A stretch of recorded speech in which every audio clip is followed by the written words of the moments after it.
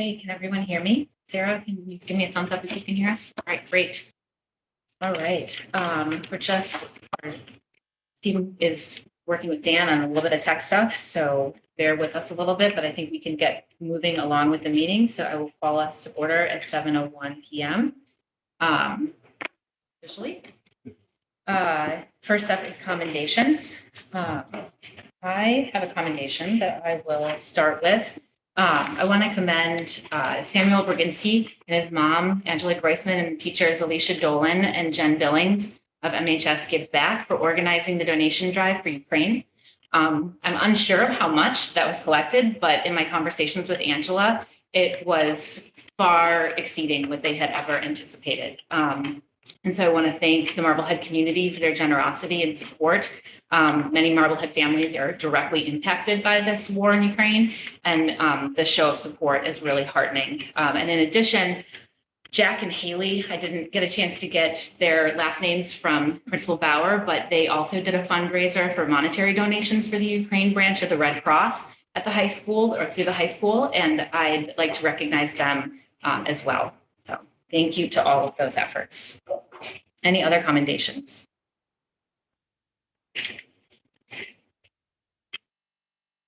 Set. All right. Yasin, I know you are wanting to move along to the senior show, so have at. Welcome. Thank you. I'd like to start by giving congratulations to Jeffrey Letterman and Grace McQueen, our valedictorian and salutatorian. I know they worked very hard for it. So congratulations to them.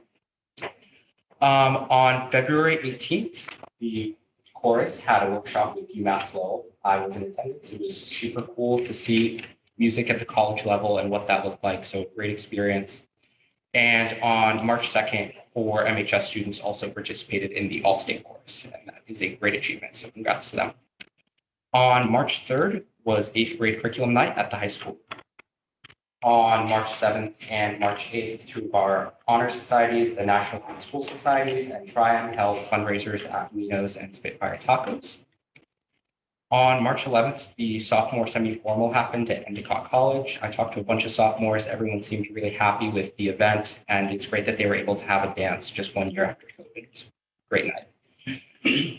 The weekend of March 12th, the MHS chapter of DECA, which is like our business club, competed in state, and we have 6 students moving on to the international competition. So that's super exciting. Last week, grades 9 through 11 had meetings about the new schedule with the permanent magic block and the college and career block for rising seniors. This information was, like I said, just given out, and Mr. Bauer will elaborate more about the specifics. Like Sarah mentioned, there were some fundraising efforts for Ukraine happening in the past couple of weeks. Jewish Boston Teens, also a general student-led fundraiser, and MHS student Sam Brzezinski all helped contribute. It's a great effort, and it's nice that we're able to do so much for the people of Ukraine. On March 16th, grades 9 through 11 also had meetings about course selections for next year. Our National Green School Society and Best Buddies are also holding a badminton tournament this Saturday. So that's pretty exciting. Maybe I'll be in attendance.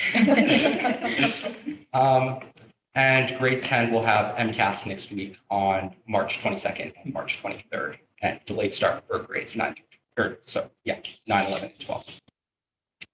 As far as some general class news, the freshman class had a very successful Valentine's Day fundraiser. The class raised $1,300, and they would like to thank the DeWitt family at Stowaway Suites for their generous support. As far as the junior class, we are currently outreaching to local businesses for donations and sponsorships for the class auction. That's all I have. All right, wonderful. Thank you so much. There's not much going on, is there? It's good to have you, and feel free to head on over to the senior show and have fun. Thank you so much. We'll see you in 2 weeks, or 3 weeks, actually. Thanks, Nelson. All right, that moves us along to public comment. For anyone who would like to make public comment, we have our one member. Okay, our one live audience member is not going to make public comment. So if anyone in the Zoom audience would like to make a public comment, please use the raise hand function, and we will be able to call on you. If you do, we will ask that you keep your comments to 3 minutes and that you state your name and address for the record. Allie Taylor.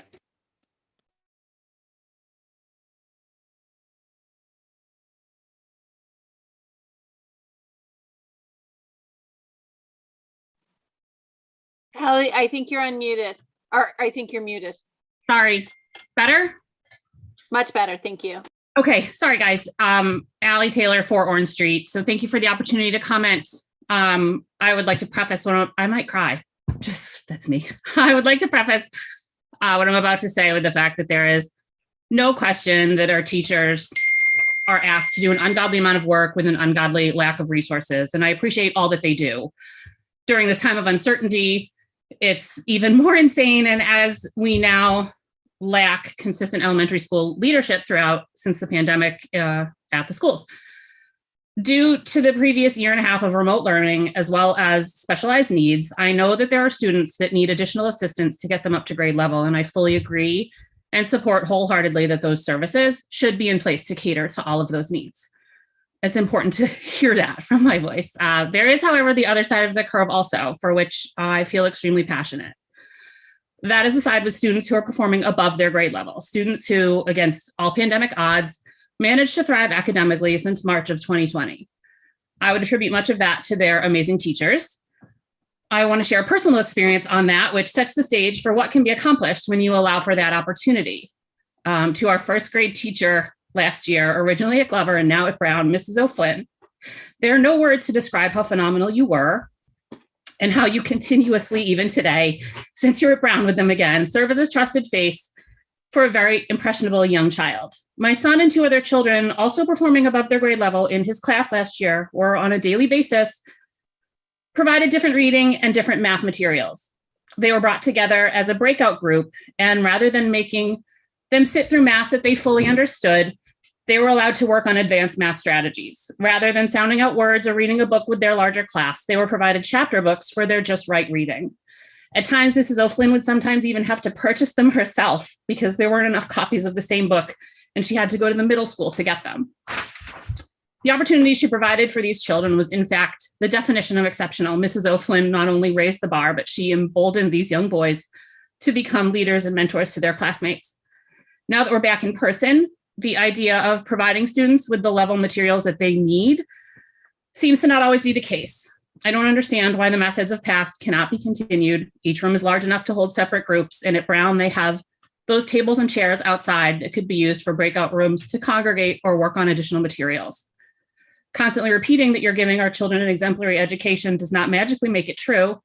I'm more than aware that in most cases, our main classroom teachers in no way are equipped to lead this effort alone. I fully believe that. But they can make an assessment, and it's your job to find the resources. You're doing a grave disservice by leaving these children behind to not be challenged and provided with what they need and deserve. This is how you lose children who otherwise love to learn. This is what causes mind-numbing boredom. This is why students stop paying attention. This is why you manifest what might otherwise be considered bad behavior. This is where you are most assuredly not giving what they need or providing them with an exemplary education. And that is a shame because our children deserve better. Thank you. Thank you, Allie. Cindy?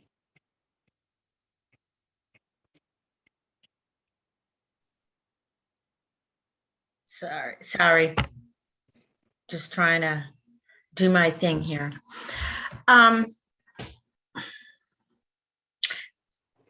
Allie, I just want to thank you for what you've said, because obviously it's from your heart. So me going forward has nothing to do with what you just shared. And so I just want to put that out there, that it's important to acknowledge your emotions and your pain at this point. So, so I'm here for a couple things. One is, on as I said, a totally different note. I want to thank Dr. Bucky, even though we haven't had the event yet, but next Wednesday, this is just a kind reminder that we, as in terms of the Marblehead Racial Justice Team, is having a presentation on March 23rd. at 10 a.m. at the Lucretia and Joseph Brown Elementary School. And I'm hoping, I know that I've already extended this out to the school committee, but I am hoping that there are members of the school committee present at that presentation. And it's about a 30-minute presentation, and I'm sure John can share more, et cetera. But I want to thank John for saying yes to what we are presenting, which are 2 portraits, one being Harriet Tubman and the other one is John Lewis. And in terms of the opportunity for myself and another member of the Marblehead Racial Justice Team to be working with the principal and some of the staff there, and the students will be participating. So thank you, John. And I would love to know who's coming from the school committee, because I am putting together a list for the school. So if the school committee could get back to me, that would be great. And then the other thing, which is a totally different conversation, and obviously it's impacts some of the stuff that I'm involved with. But my concern in terms of the METCO program, in terms of the actual number of students that we have today, and how the change and the inconsistency of having a director not here that long impacts the kids. And I just want to put that out there, because I am extremely concerned regarding what we do in Marblehead in terms of support, in terms of how we set it up. It seems to me that we need to set up our METCO program for success. And that is, I'm just concerned. And, you know, many of you know where my passion and my heart is. And I, you know, I consider myself an activist. I obviously work on not just racial justice, but, you know, other inequities, including CPAC. And I just, you know, I'm just concerned. And I don't expect answers today by any means, but I think that we as a district really need to look hard at what we do when it comes to the METCO program, and also as a community. So that is it. I hope to see some of you next week, and I thank you for your time. Thank you, Cindy. Cindy, what was the date and time again? The 23rd. March 23rd, next Wednesday, 10 a.m. It's going to be a 30-minute presentation, because, you know, they are young students. And so we want to make sure that it is something that is interactive, powerful, and that we have their attention as well. So I can only say that the members of my team that have been working on it, and also in terms of the staff at the school, I think we're all excited about it. You know, it's just a wonderful, wonderful opportunity. And just so that you guys know, just in case it's a reminder, is that the following next year, it would be presented to another school, so that these portraits are housed in the school for a year. And the idea is to go through the Marblehead public school districts schools. So anyway, thank you. Thank you, Cindy. Monique L. Hello, everyone. How are you? Have a good evening. I first want to say congratulations and to Lindsay Page on her new endeavors. That's from the METCO program. My name is Monique Lloyd. I am a parent of a Marblehead High School student. I'm also the president of the Marblehead METCO PCO. I just wanted to also say I'm kind of saddened to hear that Mr. Andre is leaving the high school. The students have expressed their heartfelt sympathy that he's leaving. So that's one thing. On the other thing of the METCO director, thank you, Cindy, for bringing that to this meeting. It's disheartening to know that we're now on our 5th METCO director in 4.5 years. We really must find out why Marblehead isn't retaining a METCO director after Mr. Fields May. These students are very fragile at this point, seeing what's going on in the world with their nationality, them being Black African-American boys and girls, and now seeing that we lost another METCO director and we have to go through a process again to get the right METCO director. I don't know why these METCO directors are leaving. Some of them have expressed concern with faculty in schools. And that really made me cry over the last couple of years of hearing basically the same attitude. I think right now to hear that Miss Deandra Williams has resigned as of last Friday, and this Friday is her last day, the students and the parents have been sending me overwhelming texts, emails, and phone calls asking what is going on at this point. A lot of them are just very upset.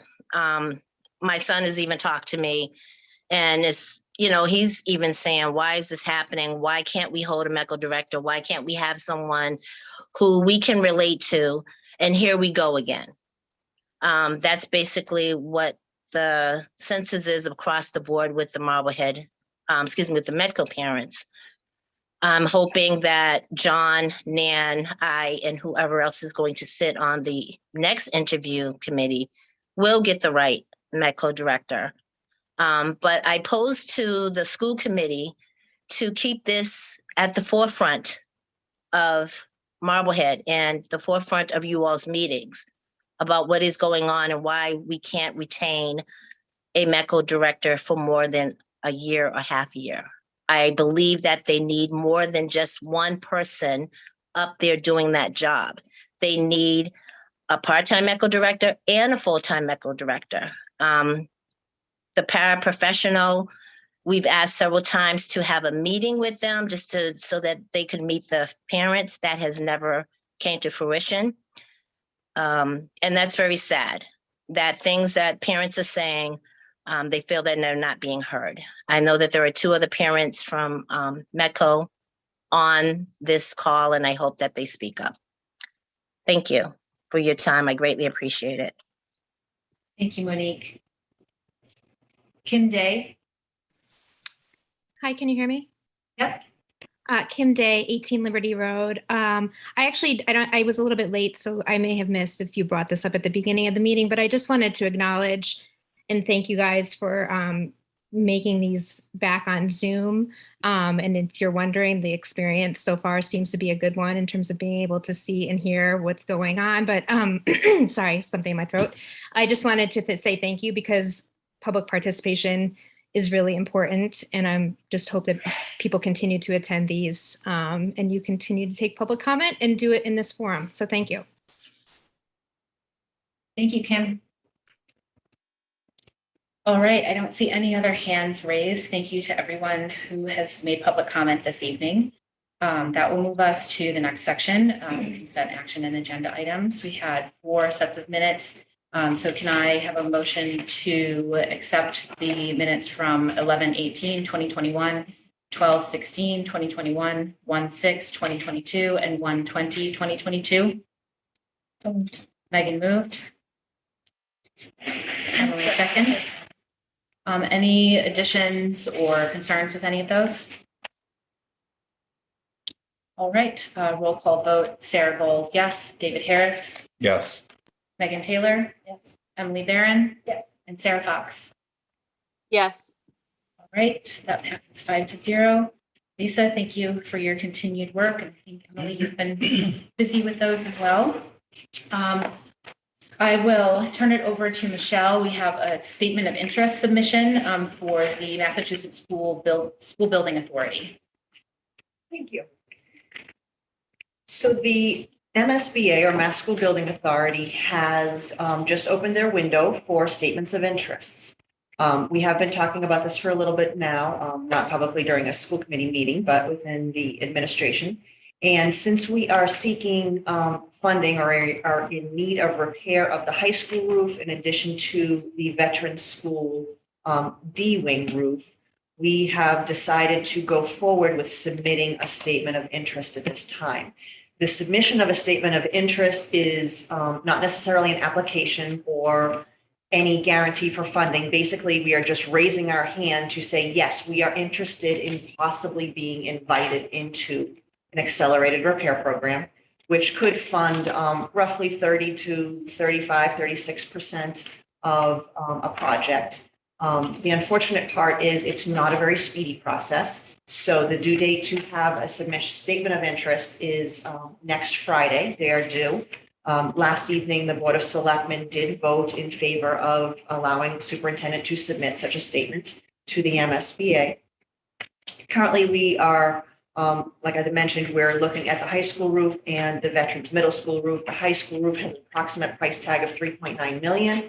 The veterans school roof has a much smaller price tag of $170,000. But, 30, 35, 36% of that is substantial dollars. And certainly if we don't raise our hands and state that, hey, we're out here, we have this need, there would be no potential for receiving any funding from the state. So we are using this as a potential opportunity to receive some funding. Certainly there's no guarantee. As I said, the next step would be we would submit this. They would then review all their statements of interest. They will then invite certain entities to then apply to their program. And we have 90 days at that point to provide additional information and documentation. And then that is when they start actually reviewing the applications.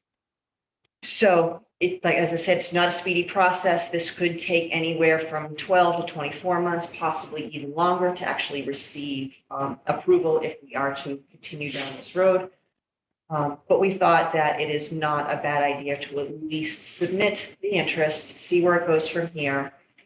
Certainly the need for our roofs is not going anywhere. They're not going away. I know the town is entertaining the thoughts of putting forward a project this year for multiple town roofs. Even with an MSBA project, if we were to be approved, we still need to vote the entire amount, or the town would have to vote the entire amount of the project. So certainly we could be included in that town discussion or that town project. And, as long as we do not start the actual project or the funding of the project, actually the work on the project, we could always get that MSBA funding if it comes along, as long as the project is not actually physically started. So we're just asking for permission with a very lengthy motion and a very lengthy vote to provide the superintendent authorization to submit the statement of interest on behalf of the Marblehead Public Schools in the town. All right, thank you, Michelle. I will read the motion, and it is lengthy, so bear with me, and then we can have questions. So can I please get a motion to authorize the superintendent to submit to the Massachusetts School Building Authority the statement of interest form dated March 16th, 2022 for the Marblehead High School and Veterans Middle School located at 2 Humphrey Street, Marblehead, Mass. And 217 Pleasant Street, Marblehead, Mass. Respectively, which describes and explains the following deficiencies in the priority category for which an application may be submitted to the Massachusetts School Building Authority in the future. Description of priority. Priority category number 5, replacement, renovation, or modernization of school facility systems such as roofs, windows, boilers, heating and ventilation systems to increase energy conservation and decrease energy-related costs in a school facility. Description of deficiency. The high school roof dates back to the initial construction, which occurred in 2001. The entire roof has multiple leaks which have penetrated the building. The district has continually patched this roof to extend its useful life. It is a common occurrence for water to drip in through the ceiling during heavy rainstorms. The Veterans Middle School was most recently renovated in 2004 and previous to that in 1986. During the 2004 renovation, all portions of the roof were replaced with the exception of the D-wing area and the auditorium area. These two areas are now failing and are in dire need of replacement. and hereby further specifically acknowledges that by submitting the statement of interest form, the Massachusetts School Building Authority in no way guarantees the acceptance or the approval of an application, the awarding of a grant, or any other funding commitment from the Massachusetts School Building Authority, or commits the town to filing an application for funding with the Massachusetts School Building Authority. So Megan moved, Second. Sarah second. All right. Questions on that? No, Sarah? I think it's very prudent for us to take this step and to allow us this option as we move forward. But I know that I've had conversations with Michelle and John, as well as, some other people that have good knowledge of this process through the MSBA. And I think it's important for us to remember that this could take anywhere from 18 months to up to 3 years is what I'm being told to get this. So I think we need to start this process and keep this process, as an option, but also be aware that going through the MSBA process will, because of some of the pieces we have to do, will raise the price slightly. But then we'll also get that reimbursement, which is important. But if we put this off from today's dollars, as we've seen from 2 years ago till now, with current escalation costs being what they are in construction, which for anybody that isn't aware it's astronomically higher than anything we've ever seen, we could actually be increasing our out-of-pocket costs even with the MSBA money, depending on how long we wait. So I think we should do this, but also be very cognizant of looking at those trends as we move forward so that we get the most impact of today's dollars. And also that we're not perpetuating further repairs, letting this go since water is coming in, that will have other mitigation pieces to repair any of that damage. Yeah, I agree with what you said, Sarah. I think my biggest, I absolutely think we should move forward with this, and it's a great thing to pursue. And my concern is that if it takes sort of that 3-year timeline, we've got a leaking roof, and it's been leaking for years. We've heard about it. So, whether or not we can actually wait that long, is my question. What I'm hoping is, a few months in, 6 months in, say, we'll have an indication if we are invited to apply, and we'll have an application in. And hopefully we'll receive some feedback and see if our application actually meets the criteria, because I know MSBA continually looks at their criteria, and hopefully, we will have a little more information to move forward, because certainly we don't want to delay this. I mean, this particular project for the high school, and the initial cost 3 years ago was $800,000. Now we're looking at 3.9 million. So clearly it has escalated to an astronomical figure. Yep. So, yes, we just want to. No, we're raising our hand. Exactly. Yeah. Right. Anybody else? Somebody? I agree. I have the same concern. So yeah, I think we've got to at least put our name in and see where it goes. Yeah. And just I assume you'll be doing this, but just the report that you have from US Roofing, I think that'd be helpful to submit that as Yes. an attachment. We will be submitting everything from left For field, them from the roofing, from the assessment, the building assessment, all of that. Right. Okay. Great. Sounds good. All right. I have a roll call vote. Sarah Gold, yes. David Harris, Yes. Megan Taylor, yes. Emily Barron, Yes. and Sarah Fox. Yes. Great. Thank you, everyone. That passes 5-0. And thank you, Michelle and Thank Todd. And I believe, was it Yes, thanks to Lisa? Todd and Lisa Mann, Yes. who have Who were- initially put the applications together, and we will just be tweaking some of the items. As I do, I want to actually mention, we initially included boilers into the request. We did not bring that forward because we realized that we cannot wait 2 years for boilers at this point. So we will be looking to fund those in another manner. Yeah, I know. I was over at Widger on Friday when they were working on Todd and Lisa were working on it, and they were just covered in papers. Yes. I think they were in a better spot then than they had been in the day before. So I know this has been a lot of work, so I appreciate that. All right, John, that leads us to the superintendent's report, and Principal Bauer, welcome. We're hopeful that Principal Bauer will be able to be seen, not only just heard this week. So Stephen has been hard at work ironing out some of our wrinkles.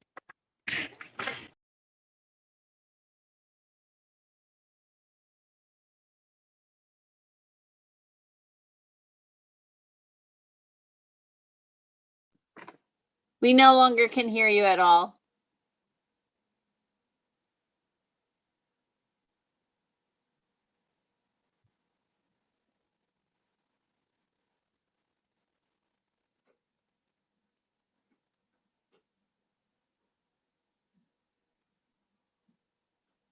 There's no sound, guys. I can't hear anything that's happening.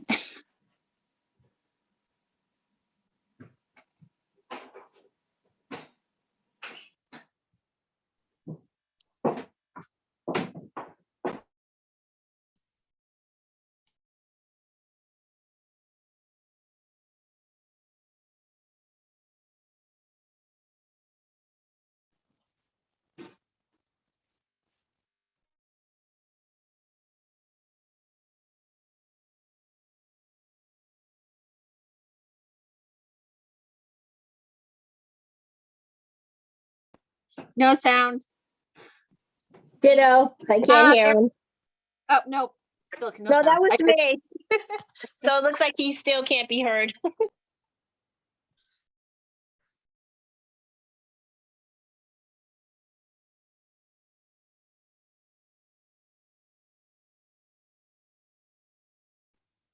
Is it just us two that can't hear him? No. Okay. I think No, it's in the, I can't hear them at all, which technically I have to hear, be able to. I mean, not that you guys shouldn't be able to, but I have to be able to hear. I can't hear him, but he might be able to call in and use both devices. Could someone ask him to? Or? yeah, because I can't hear either. Meeting, so. Is that wrong? Could you all hear Dan? No. It's showing Sarah? that he muted himself out. So we Okay, couldn't even I'll talk hear now. you. Can you hear me now? Sarah's muted. Yeah, Sarah Gold, we couldn't hear anything I that was can't hear happening in the room. We couldn't hear you either. Here we Oh, go. I can hear you, Sarah. Can you hear me?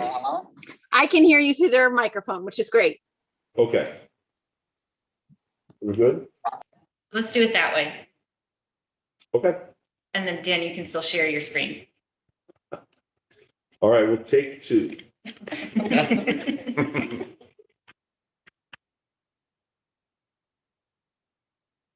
All right, is that better? Can you hear me now, Sarah? Awesome, great. Well, just thank you for having me back. As I started to say, we had informational sessions starting with our junior class a week ago and an assembly during the magic block just to go through the details of the schedule. Just as we've heard, through our SAC, the feedback, the seniors worried about the senior privilege and how will things look? Will they be able to have enough credits? And so we addressed all those questions in our presentation. Then we followed up with a PCO presentation Monday evening here. And then Tuesday morning, we had our principal's coffee and it was well attended in the main office conference room. So we went through the schedules there as well. I offered up other sessions throughout lunch and before and after school for students who wanted to come in. And then on Wednesday, we had presentations for grades 9 through 11 students for the schedule process. And within that presentation, we discussed the schedule for next year. So the juniors were great with it because they've heard it before. The sophomores, it was a little bit for them. They heard a lot of rumors. And so we worked through questions. I offered to come back after school. We had 2 come back to see me. So I think that's a good sign. And then our freshman class, we presented as well. So it's been certainly a process well over a year that we've worked on this. So I'll jump into the presentation. Hopefully I'll be able to. There we go. So just as noted, this has been almost a year in preparation, making the move for eliminating study halls and looking for the needs of the high school. So our committee was well represented throughout the school. We looked to have members of each department as part of our committee. And there were a few others that worked halfway through. It was a large commitment. They put a lot of time into where we've landed. So in terms of the piece, why change the schedule? So just to be very clear in terms of meeting DESE requirements for time on learning are 990 hours. The directed study that we currently have is not truly a directed study. It's not with the student's true teacher of their core classes or elective classes. We randomly assign them. So that piece of it is not being met. So part of our issue is how do we do this to meet the time on learning requirements? But the solution is really to create a model that meets the needs of our students and also at the same time meets the time on learning requirements. So that was a big charge of our research through our review committee. And a big piece is what do our students need? That was always at the forefront. In addition, we were running concurrently the Magic Pilot Block, which we did a lot of work with our advisory committee. Lindsay Donaldson, Alicia Dolan led a committee several years ago that investigated the schools, primarily Winchester High School, in terms of their advisory program.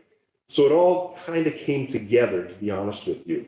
Because the bottom line is how do we keep consistency and familiarity, meet requirements, and do what's best for our students and for our staff.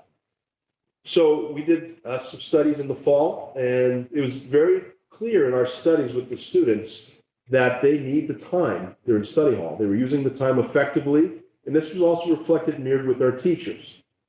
They used the time for homeworks and projects. Most responded they used over 40 minutes plus in a 56-minute period. And they said more than 2 hours a night of homework per student. I know we talked to our SAC, they said maybe more than that. And we want our students to be involved. They're involved in many extracurriculars. So there's a lot of things involved with that. And again, this teachers mirrored the use of the study hall. So we found up front, we need to find something that could provide relief during the day, but also meet the requirements. So the solution was to utilize the Magic Block. Would we use the Magic Block to ensure that students can meet with their teachers at a set period of time? Can that replace study hall? And also the schedule. How can we adjust the schedule without completely bringing it to a major change? The schedule that we currently have, I believe, is over 16 years old. It's unique in a lot of ways, but it serves a lot. It's utilitarian, as I understand it, and we've talked about. And also the graduation requirements we researched. Our research shows that our graduation requirements are certainly in line, and our four-year requirements in our core subjects are very high at 4 years. Not all schools have that. So we felt to leave the graduation requirements alone because we want our students to have voice and choice within electives and be able to explore, and that's important. Also, we heard loud and clear that our seniors wanted an opportunity because they were packed in the fall with college essays, college preparation, and everything that a senior goes through. So we looked at a way, how can we make this work and give them what they need, but fall in alignment? So we developed a college and career block that seniors can opt for if there's room in their schedule. So the college and career block, just very simply, is an opportunity for seniors to work on essays. They can even prepare their senior project, even later in the year, work on scholarship applications, things that they need time for, or any other post-secondary needs. They would have access to school counseling, which is huge. They have a home base. And again, we have college reps that visit us in the fall. So if it mirrors the time they have a college and career block, they don't have to miss class. But again, this goes for students that are in good standing. So they academically, they're in a good place, their conduct and attendance, because if they utilize this time and they need to be on their own, they can certainly use it as a senior privilege if it meets the beginning or the end of the day. Those are the things that we're working through. And I feel that when we present it to our juniors, that they were relieved. And I feel very good that we're able to provide services that they might not ordinarily get. So I will jump into schedule examples, so bear with me. I tried to make this as simplistic as possible. As you look, our current grid is this, right? So you look at this, you see letters everywhere. We're a 4-day rotation, 6 blocks a day. And out of that piece, we have 2 classes that fall off. The bottom line, this is our grid. So if you were to take a look at most of our students, we did an analysis. A high percentage of our students have at least 1 study hall per semester. So for sake of argument, we plopped the study hall in here. So that would be what a schedule would look like with the study hall. So the real piece now comes into the simplicity. So if we were to look to make an adjustment at study hall and go to the next example. So if you substitute study hall with Magic Block and keep the same grid, we can make this work. And the beauty of the Magic Block, which I'll discuss later, is that we have found that students benefit from the ability to be with their teacher anytime they wish, as well as anything they'd like to do. So it meets the social emotional, it meets the academic needs. Our teachers like it because they can do extra help, review sessions, and the whole school at one time in Magic Block is available. With the current study model, they are not available. So if you have a study hall in G Block in our current model, your physics teacher may be teaching, so there's no way you could receive extra help, or your chemistry teacher, what have you. So having the school at the same time be available is an added benefit for our athletes or musicians and actors and actresses and all that are busy. It's difficult for them to come after school for extra help. So there is an opportunity here that they can do this. They could even do a quiet study for the 135 days it meets. So it really checks all the boxes for the simplicity. So here are the big examples for the seniors.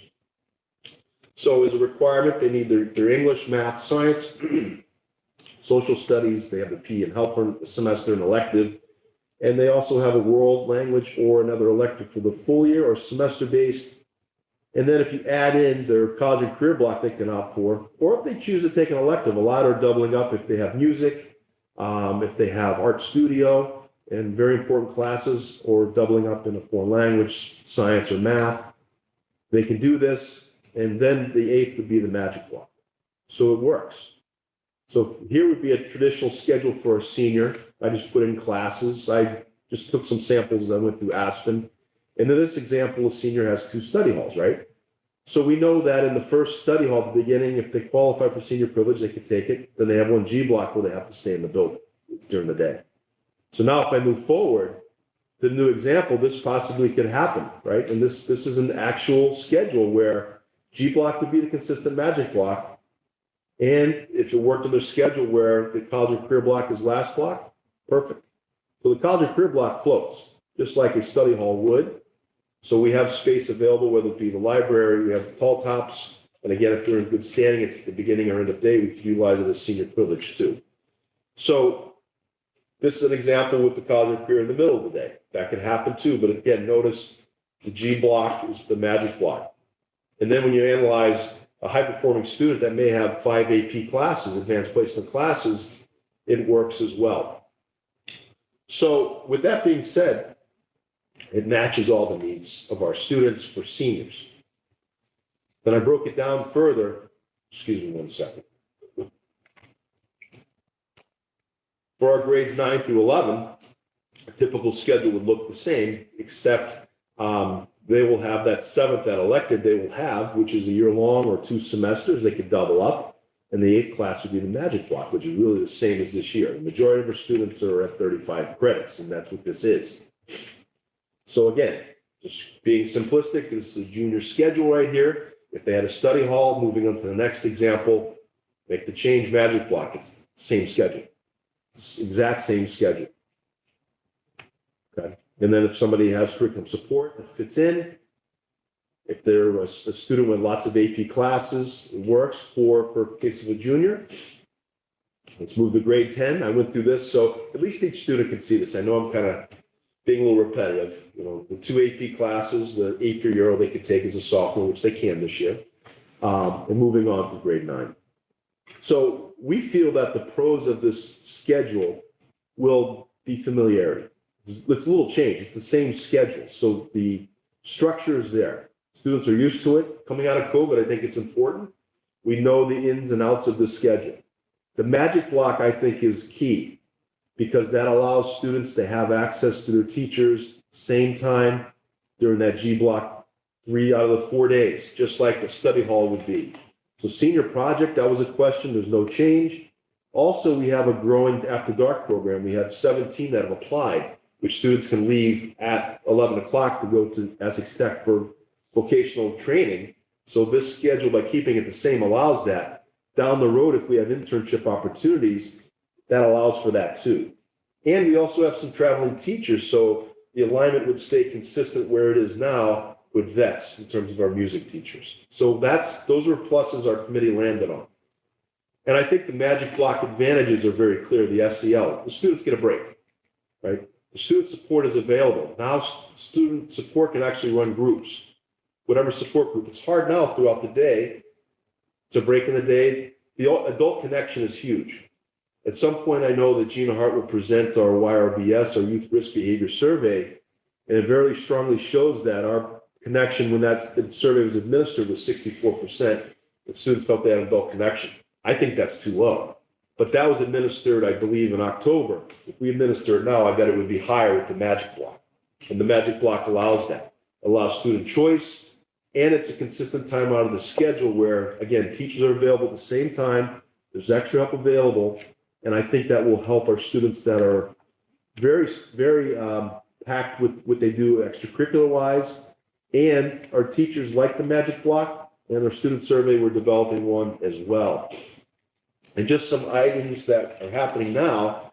In the area that we haven't finished yet is we haven't finished the full development of those Magic Blocks. Because right now, I think people think of the Magic Block the once a week where they can do an activity. We'll still have activities, but we'll break it down into a broader piece for that 3 days. And we didn't want to present that part because we're not quite there yet. We're doing the research as we speak. But right now, we do have academic support groups. It could be a quiet study. You sign up with your teacher, you go to where you want to go. Low stress activities, hands-on activities, special interest, physical activities. We had a sophomore ask, can I shoot hoops every day? And I'm like, well, hopefully you're good standing academically and can do that, but sure. Psychological support meetings, guest speakers, and then principal's corner where I sit in the caf, and it's been well attended with nobody's shown up yet, but I get it. Nobody wants to be with the principal. So with that being said, I know that's a lot, but I think the key takeaways is number one, we're able to provide the time the students need and want in their schedule with the Magic Block. Number two, we're able to provide familiarity and functioning with the current schedule. And we've done our research in terms of where students are credit-wise, and we know there's a few exceptions out there that we will have and we have answers for, because it's important for our students. Right now, I think there's a little piece where they feel like they're only the 7 classes Magic Block. That's not true. They have 7 available. The 7 block just happens to be a Magic Block would be, they really have the opportunity to take 7 full classes. So that's it in a large nutshell, but I'm happy to answer any questions. All right, thank you, Dan. I'll have you stop sharing your screen just so that we can get everybody back on a video. Okay.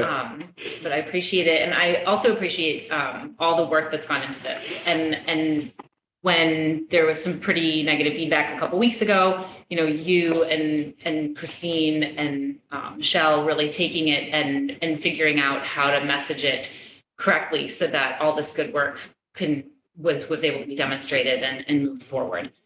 So, I think the Magic Block, I think you've done a great job getting the students to understand it as well, because there was a lot of misinformation within the student body too. And that Magic Block, I think it's been really useful. And I think it from the perspective of a parent of someone at the high school, I think having it not be the shortened classes on the Wednesdays that it's been, and having it be a permanent piece in their schedule is going to allow kids to really kind of really sink their teeth into it and take advantage of it for everything that it's worth. I appreciate that. And also, and I understand, it's been a long process for us, but I also understand where we started to land. If we did a major revision of the schedule and a complete overhaul, it would have been a much more extensive process. We found we can land, and we did a lot of research in terms of how Aspen works, the functioning, where the students are credit-wise to land on this piece. So again, I have to credit the team. Certainly it was a lot of work by our committee, but also, as you mentioned, the support that we had.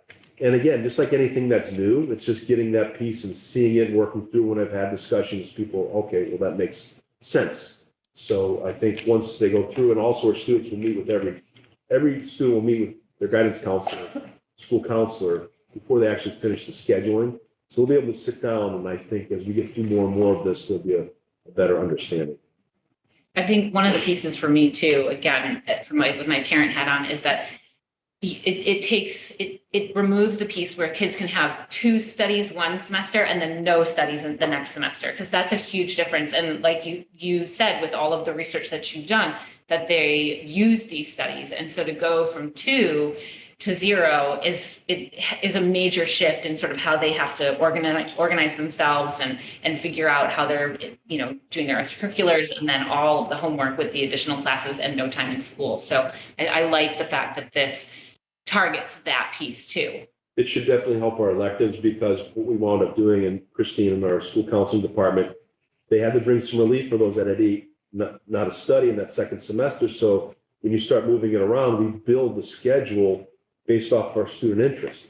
So we create sections based on what they need and what they want. So when you start taking students out, it really plays havoc with that. So this will eliminate that piece. And I think, as we found in COVID too, there were times in the hybrid, I don't want to go backwards, but when students would be sitting in 2 studies in a row, the time in school is precious. We have so many great opportunities here. And so it's important that we're able to utilize that. Great. Any other questions for Dan from anyone? Sarah, go ahead. Thank you, Dan. So everyone will take a magic block. One of my questions is, I understand why study hall didn't count for hours on learning, but how are we sure that magic block does? Because we're some of those, if they're going in with their math teacher and getting directed, help on that makes sense. But if they're playing Dungeons and Dragons or doing quiet study, how is that any different? And how does that count as time on learning? I think the big point, Sarah, is that they have access to their teacher directly. So the students that take the quiet study will go to one of their core teachers. So whether in that study they're utilizing the time to interact with the teacher or not, they still have the option. The current system that we have, they do not have that option. They're assigned a random teacher that whatever is available. In addition, with it being expanded over 3 out of the 4 days, it's much different than once a week where it hits, where it flows, because students currently have studies in addition to one magic block once a week. With the new setup, it'll just be that magic block spread throughout. So we haven't fully landed how that will be over that period of time. But I think the key is that the students will have a home base, and the biggest piece is they have accessibility to their teacher and multiple teachers, because this year we're just limiting one spot where they can go to. We're examining, maybe they can get to 2 spots in one day where they get to a math and a science teacher if they need it, which is superior to what they have right now. So that one piece to me, and the feedback from the students and from the teacher, and being able to see it firsthand, where I've seen teachers running a review session, some students working quietly on one side, and honestly having it over a broader period, that's our further research, and I'm happy to bring that back once we've landed. As I told the faculty and the students, we will. Okay. And then I just want to make sure too, definitely adding on to some comments we heard earlier during public comment. Were you experiencing and seeing that at any time we had students that actually didn't enroll in this study and instead chose 8 classes? And if you did, us changing the dynamic to this, is that going to take away from students who really would choose to take an academic class the whole day?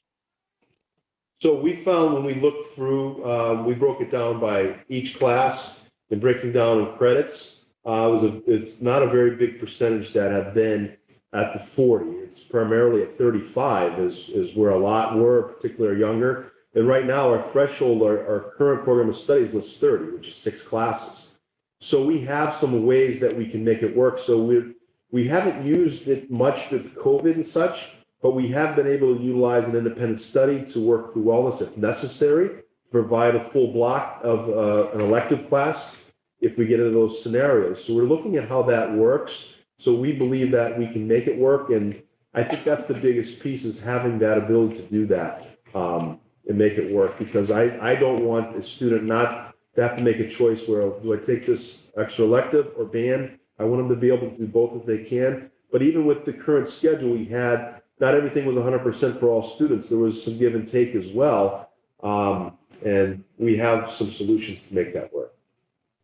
Okay, so if we have a student who really wants to try to go for that 40 credits for whatever reason and do that, you have a way to work with them and find a way to do that, you're saying? Okay, I'm happy. Yes. Okay. And then on your slide there, it talked about college and career block that you could double up. Does that mean if you were a senior, you possibly could take that at the beginning of your day and the end of the day? Oh, good point, Sarah. Thanks for pointing that out. Actually, the way it works, you would only be able to take one college and career block just because you will have to take a magic block. Okay. So the second study, in theory, would be the college and career. You wouldn't have multiple because you have to be fully scheduled at that piece. So that's an important point. And again, that's how it falls. We cannot guarantee that a student will have that based upon where they are, because if they're in a situation where there's conflicts with the schedule, in addition, they may need an extra credit, and we can't control where that would go in the schedule because we have one constraint and we minimize that so all the classes will fall in line. Okay. And that was all my questions. Thank you, Dan. Thank you, Sarah. Anybody else? I don't necessarily have a question, but just as you're talking about this, I realized there's so much that goes into the schedule. It's like making my head spin. But I do want to thank you for all the work you put into this and, the rest of the team. I'm glad that we've gotten the student feedback. I think that's a really important piece of this, and you've taken into consideration and made adjustments, because I think they're the ones that are living it every day. So I appreciate the fact that you did this. And I really like the magic block idea, because I think it does give flexibility. You may need help in a class right now, but the next week may be a different scenario. So I do like that setup. So I'm looking forward to hearing the feedback as we get into it next year. But thanks for all the work you've done. Thank you. Anybody else? All right. Thank you very much, Dan. Thank you very much. Have a nice night. Thanks, you too. I'll try not to destroy the technology. I think we can just shut the computer when you leave.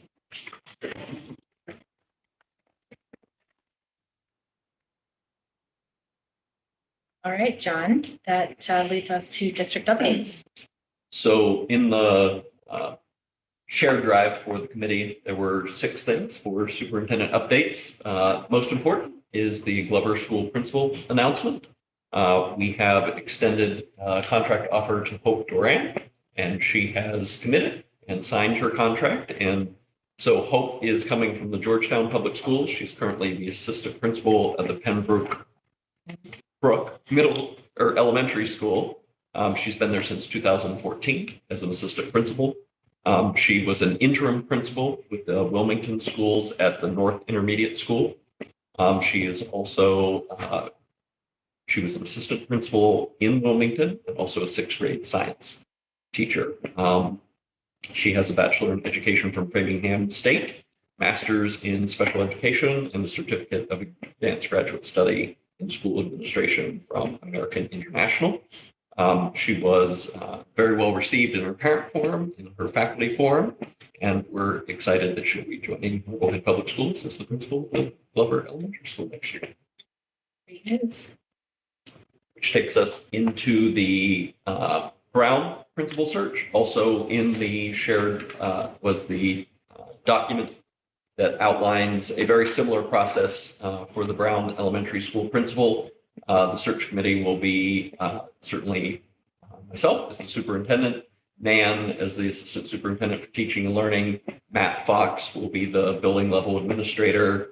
We'll need to determine a school committee representative. Jennifer Jackson will be with CPAC. METCO will also be represented with a representative to be determined. Sarah Heller, Blair Nelson, and Bernadette Peebles will be the parent representatives. We had 11 parents that put in, and we did a random lottery, and those were the 3 parents that were selected. I was very impressed by the parent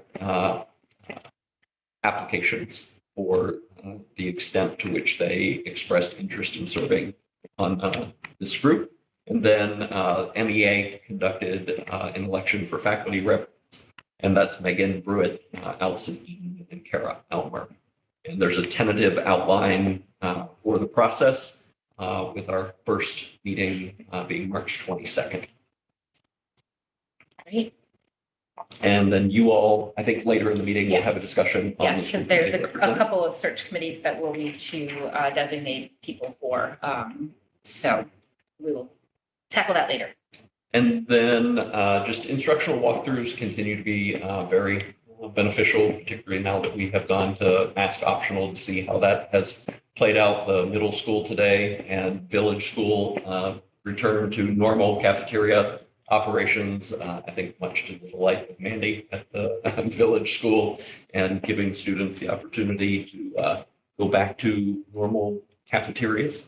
Then just the safety committee continues to meet, the wellness committee continues to meet, and we will have our superintendent coffee on the 24th. And as Dan indicated in his presentation, Gina Hart will be talking about the youth risk behavior survey, the state survey that we did, and then the local Marblehead version of that survey that Gina developed last year that she presented to the committee. So at the coffee, she'll present that, and I would like to get her back in front of the school committee to share those results with you. And so that's my update. Great. Any questions from anyone? Great. Make note. Gina coming to another meeting. All right, thank you, John. That will lead us into finance and organizational support. So first up on that is the FY23 budget update. I know that there was a budget liaison meeting with the town late last week, and then just any other updates that have occurred since then. Hand it over to both John and Michelle at this point. Conversations are ongoing. I have made recommendations to the school committee for the FY23 budget and what our priorities are. There have been continuing conversations with town. Met with John and Stephen today to talk about capital and about operating. And I'm not sure that much has changed about where we are and where they are. And if there are things that are not in the budget that the school committee would like to add, I'm certainly open to that conversation with Michelle. We're looking at different ways for special education and technology, but the ask is what it is. And where are they at this point?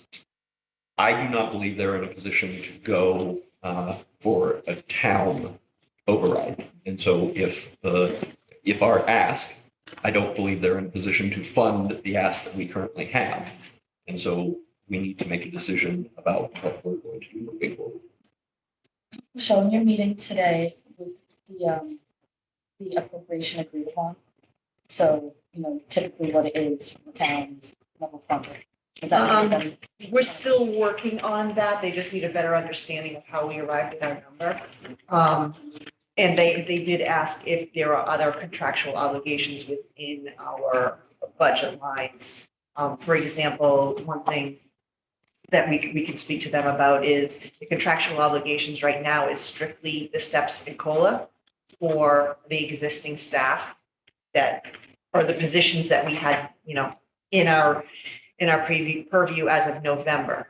That's the point in time we took to allocate that $1.3 million number, which is our contractual obligations. However, we had an additional $65,000 that was added to our budget ask to represent the stipends. So that actually will be a contractual obligation. So, we can argue that needs to be included in that $1.3 million number.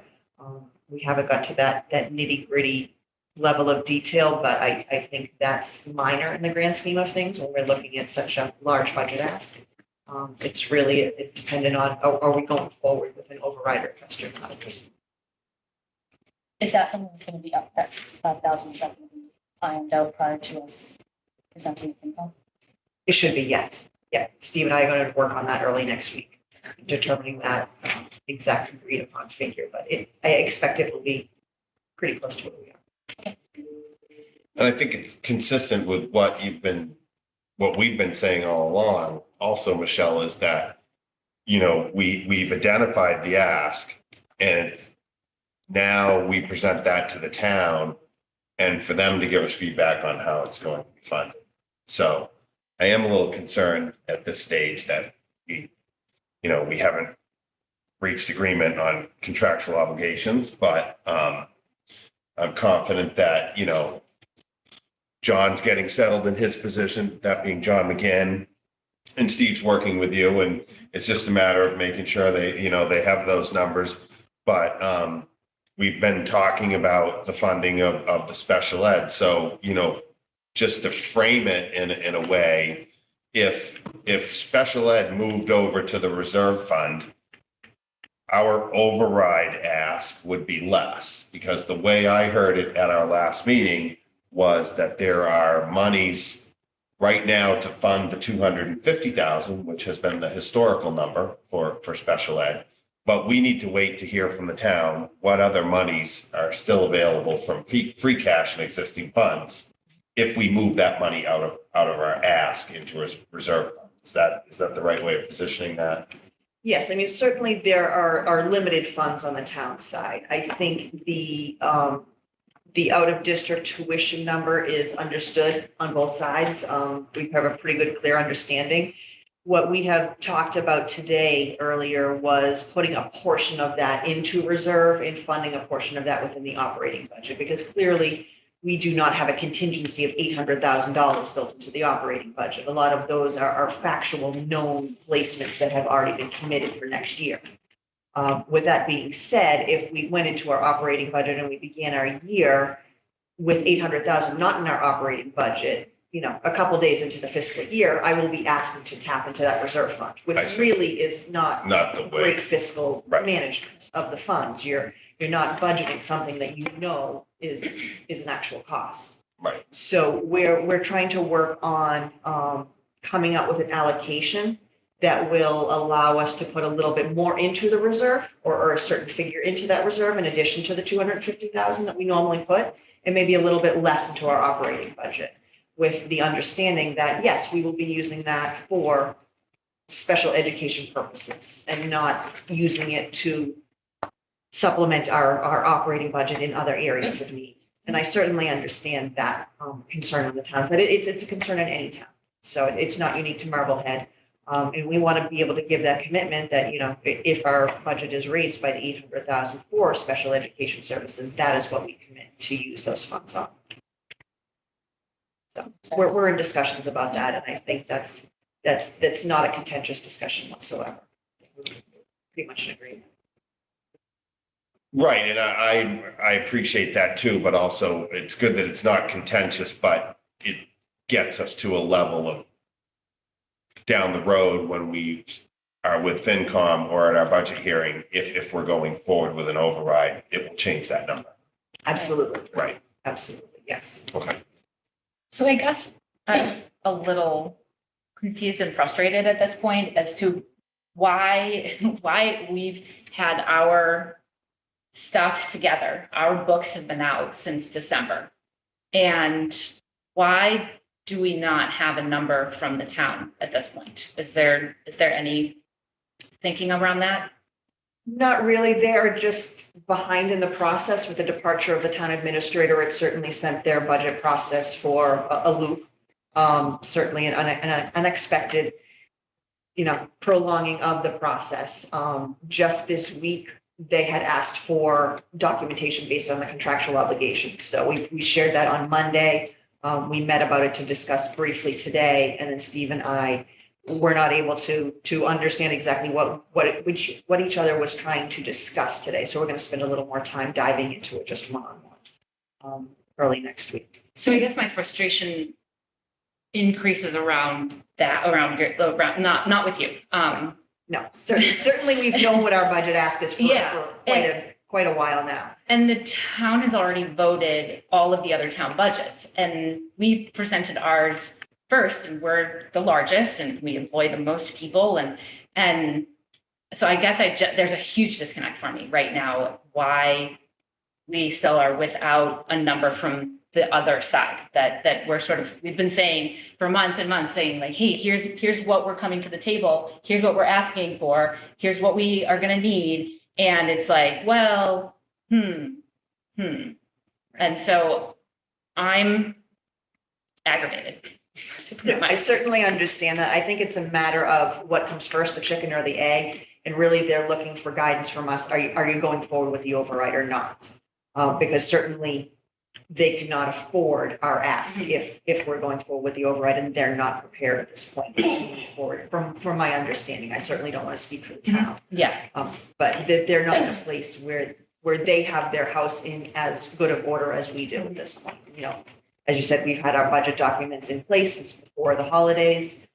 Certainly, it was a little bit of a push to do that because they had moved up the timeline.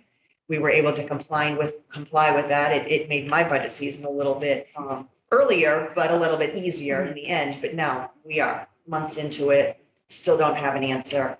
And really, I think they're looking for an answer from us if we are going to proceed with the large budget ask or not. I just think it's hard at this point, like knowing kind of the answers to these questions. It has an impact on our next, on what our plan is going to be. So Absolutely. in terms of the special ed piece, like, is there a date that you two have agreed on that loop is going to get closed on that? I expect it would be probably next week. Certainly, we just had that discussion late this morning. So I have not had time to work with Dr. Donnelly to find out what is an actual committed known placement at this point, because we had a lot of those placements on back in November, and that's when this figure was determined. And we've gone nowhere but up at this point. So we want to make So sure. Sarah, if I may, what I'm hearing essentially is they'll give us a number once we decide, like, they're not, what they can afford is not changing. So if they're saying we won't give you a number till we know if you're going for an override, that feels very punitive, to be perfectly honest, as if you're going to go for an override, we're going to offer you less. But if you agree not to go for an override, we'll maybe give you a little bit more over level funded. That's kind of how I'm reading this. And my concern is where special education is at play here. There's a few pieces. I feel very strongly that we should not place any known out of district placement with a reliance on our reserve fund. That is exceedingly poor fiscal management to take a known quantity and automatically budget it out of a reserve fund, which is essentially a rainy day fund for unknowns at this time. We have historically never, ever, ever had a single year where we did not increase our out of district placements from what we knew to what going into a fiscal year. So that is what that fund is for. That is what we told the town it was for. And to have planned reliance on that fund, I feel like is poor fiscal management. We may need that, and we need to budget an operating budget for what it costs to educate all of our students appropriately. And our out of district students are our students. So my concern is that if the numbers are at play here, essentially, correct me if I'm wrong, John and Michelle, I'm sorry. Am I correct in my understanding that if we decide to go for an override, they want the full portion of those out of district placements in the override number and not in our not in our operational budget? The operational budget is the override. Is the override. Yeah. No, but when I say operational, I mean what the town will give us. They want that additional number in the override portion, not the number that they vote through that first article. Am I correct in that understanding? I do not think that's necessarily correct, because they truly understand this piece of the budget. They really seem to. And whether we add it to the operating or add it to reserve, we just need to find that allocation to make sure that we're not putting known commitments into the reserve fund. Right. And Okay. All right. Just to clarify on that one piece, is that this has been a conversation we've had all year, and even previous years, on how do you sustainably fund special education given the variability in that cost or in that expense. And so it always has a hit on our operating budget. So is there a way to structure it so that our operating budget isn't kind of in jeopardy? Not in jeopardy, that's the wrong word, but take that variability out of our operating budget, right? So I think that's where this conversation was born from, Mhm. but we have to do it in a way that is, like I said, sustainable going forward. Absolutely. I mean, just today, we were talking, obviously, we weren't talking about putting new fiscal policy in place, but talking about possibly creating a process where if there's any excess turnbacks from our special education tuition costs, we put them into a reserve, at the end of the year. So therefore, we will be building a reserve, Right. building a cushion for the unknowns. Yeah. And, in the case of a year where our tuitions are over budget, which I mean, this year, for example, they're slightly over budget. They're not at a level where I'm concerned that we're not going to be able to close our budget gap without going into the reserve fund. But honestly, if they doubled, then yes, I would be concerned at that point, and we would have to absolutely access the reserve fund. But the more we can build the reserve fund, but without taking from the town's basically pooled cash or free cash, and build that reserve and reduce some of the fluctuations from year to year, because it is a number that tends to fluctuate. This year necessarily, the tuitions are increasing somewhat, but also our funding sources are decreasing. Our circuit breaker is going down a little bit. Our out-of-district tuition in from other communities is going down. So those two reduction in revenues is causing our appropriation needs to increase. So not necessarily the actual cost isn't skyrocketing by 800,000. It's only going up by a few $100,000, but our funding sources are decreasing in the other buckets. So, but we want to try to level that off as much as possible and prevent these spikes. Yeah. It seems like the decision in front of us right now is we're in a conundrum. The town isn't ready to go in for an override. We have our books in order. We are ready. We have to decide, we're going to take that list of priorities and say, we're willing to start paring this down to get closer to what the town can afford. But I don't think any of us are under false assumptions that without a town override, that they can come up with money to fund that list. So at this time, I am not prepared to pare that list down at all. And I'm going to make a motion for us to affirm our commitment to that list of priorities and to bringing forward the placeholder override.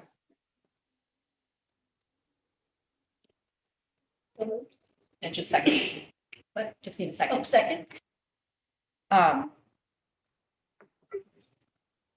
Yeah, I think, so what you're asking, we're not voting the final number No, right no. now, Sarah, just an No, affirmation. but we're saying we're Right. not coming down from where we are in any way that would make this number fundable other than through using this placeholder. We're making an affirmation that we are going to go forward with funding our priority list. And we're supporting what the superintendent and the administrators have asked. I think, okay. Yeah, and I think I didn't get to finish this early, but this is part of my frustration too, is that I don't feel as though our conversation around this has changed at all since we heard it. And, there's been a little bit of conversation here around where we've moved things and when we've moved things, but, this ask started very close to where it's at this point. And so that is feeding my frustration too, of okay, we haven't made any indication that we're going to be paring this list down. So I'm frustrated with the fact that the question keeps coming, is this your final number? Is this your final number? Is this your final number? So I would have asked for that motion, quite frankly, if Sarah hadn't made it.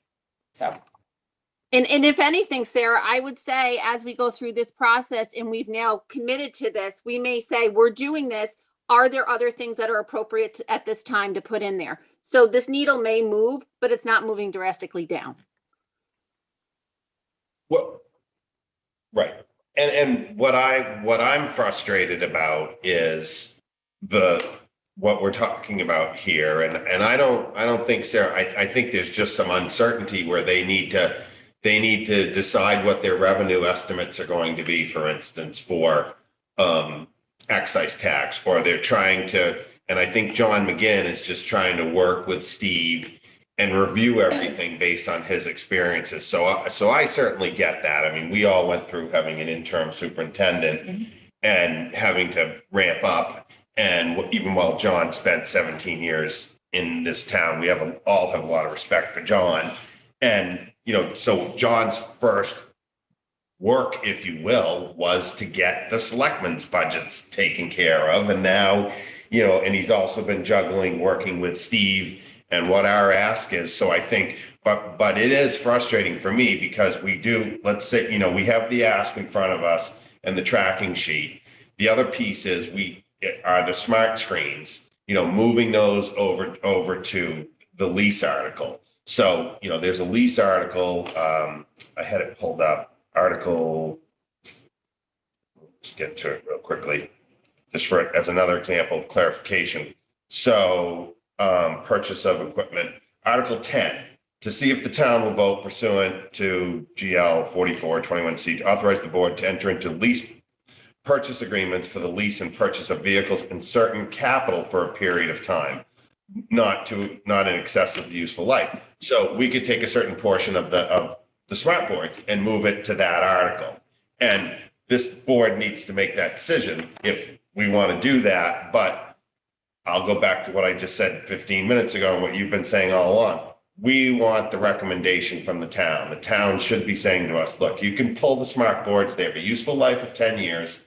Move them into this article. Here's the number that we're going to do for the reserve fund based on special education. So to our point, the number's not going down, but the monies will move into different areas of the town warrant for funding requests. Right. That's my feeling there. And I do have something. So if we want to move this and vote it, I do have something that I want to talk to the committee about adding to the budget. So do I. Right. So I just want to add on to this though, and maybe I'm saying the same thing as you, but I think I've said all along that I'm going to advocate for what John and the leadership team have said that they need. We've for 4 years to get to the point where we can identify our needs, clearly articulate what they are and what they're going to cost. And we're there. And so I 100% support that work that's been done and will advocate for that. That said, I want to make sure that we continue having the collaborative conversations with the town in terms of how do we fund that. And I think there is still work to be done there. So I just think that's an important piece to know that, yes, these are our needs and we need to figure out how we're going to fund them. And, that will change over the next few weeks, how we get there. Right. And maybe I know our next meeting with FinCom is 2 weeks from tonight, correct? So when we'd have the budget. So, we'll have to see. There is 2 weeks to go. Maybe we will need to have another liaison meeting, Megan. We'll have to check in and see.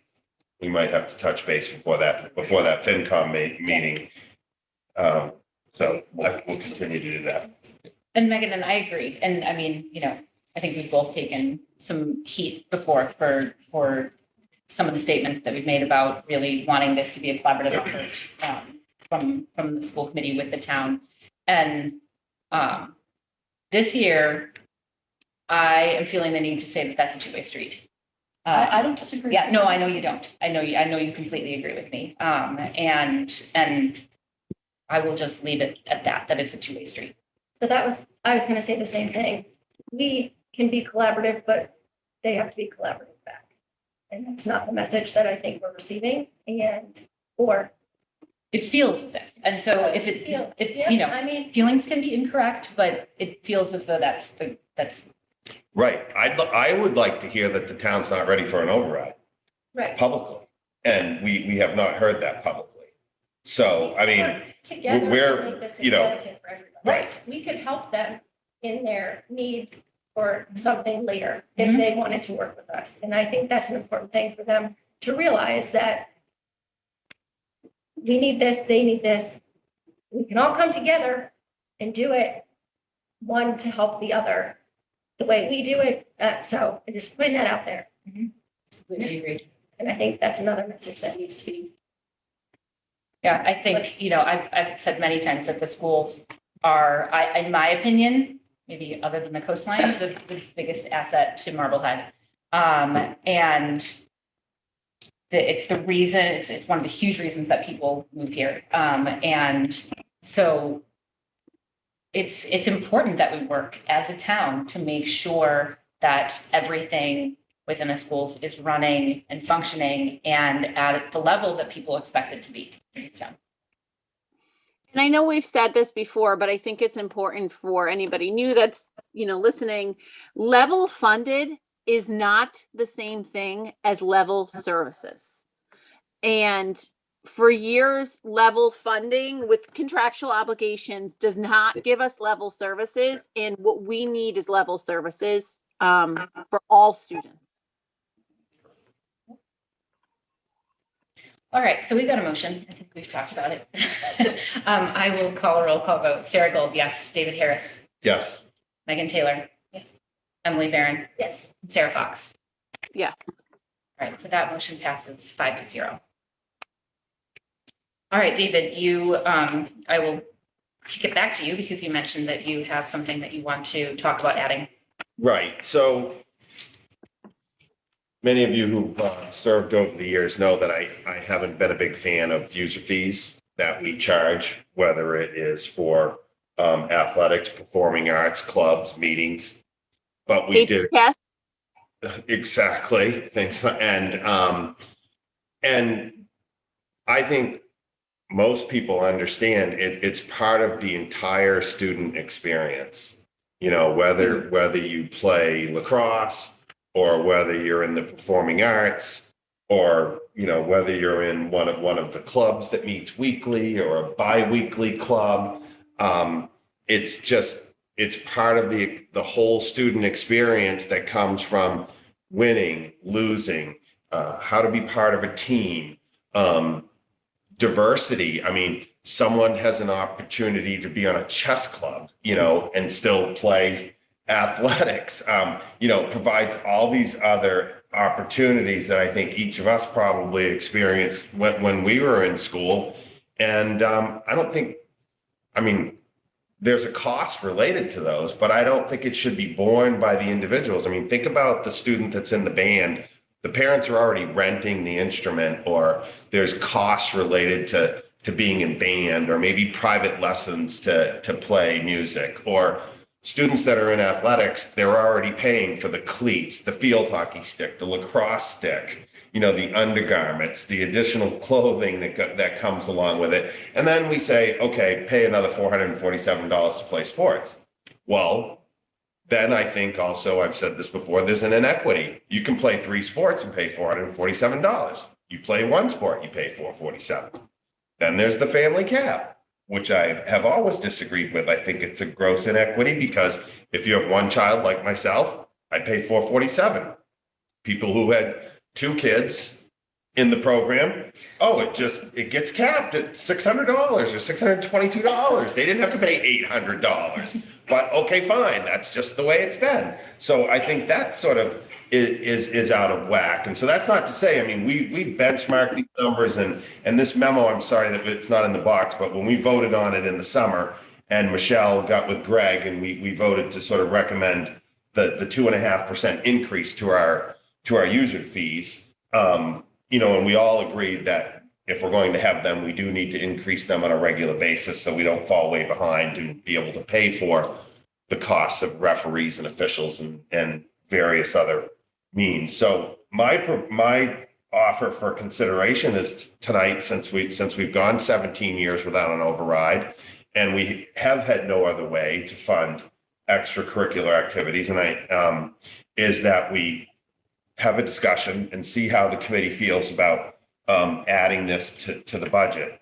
The last piece was for people who are listening to this and hearing this for the first time, our fees go all the way down to elementary. So when you get to middle school, they have interscholastic sports fees and an activity fee. And then when you get to the elementary school, there's what's called athletics, enrichment clubs, unlimited, and that's a fee of, it's in red, I believe $131. So this goes right from high school all the way down to elementary. So with that, Michelle gave me a little bit of historical information and data. We are budgeting this year the amount of $219,000 to be received from user fees across the various programs. And then in FY23, we're budgeting $232,000 in revenue to help offset the various expenses. So that's, oh, nice. No, I'll stop there. That's just my. So that's So- basically parents to fund that outside, right? Right now we do. Right now we do, But yeah. we collect Yeah, $219,000. so that's what I mean. Right. But I'm just saying, we're asking parents to supplement. Yeah, And so David's saying, let's put that into our Yeah, no, budget. and I agree, but it's a lot of money that we're asking. If like you think about how much money that is. Yeah, and I So- think not unlike the kindergarten tuition, this goes into a really robust student body.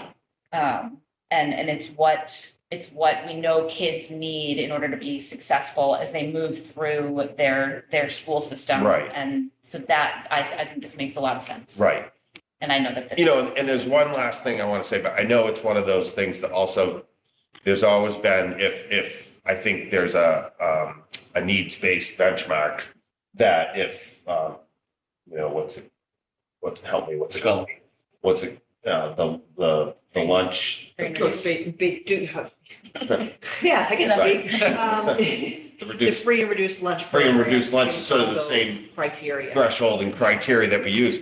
But I've known people that just are like, I'm not going to ask for that, and they play. And maybe there's people out there that don't play because they don't want to ask for it. And so you might get more participation in some of these clubs and activities and get more participation, I would potentially argue. It's speculation on my part, but I know a couple of individual people that have not asked for support, and they just pay it because they want their children to participate, but they don't want to ask, for the $474 to be provided. I support that, David. Yep. I have 4 things I would like to consider adding in as well. I feel strongly about the high school curriculum coaches. We've talked about this. It was something we heard as I did, I call it the road show when I went and met with all these different groups before planning for success. Every single group said they wanted that back and how important it was. I think it's really important that we take a deep look at how we can, in what we need to fully implement a co-taught model K through 12, to try to get as many of these kids into, an inclusive setting as possible as we focus on our DEI work. I think we need a social studies curriculum K through 6, and we've heard from Nan that we don't have it and we need it. And we need a social emotional curriculum. We've heard also that we need that. So I think these things are all very important. And I know we have work to do to get those curriculums, but this is what this budget is. It's for our next fiscal year. If we know we have the money and then we really do the focus groups to try out the 2 or 3 market curriculums and get the feedback from the teachers that is data driven, then we have the money to buy that, through the year next year, do the professional development during the school year with the teachers so that we open the following year ready to go with this stuff.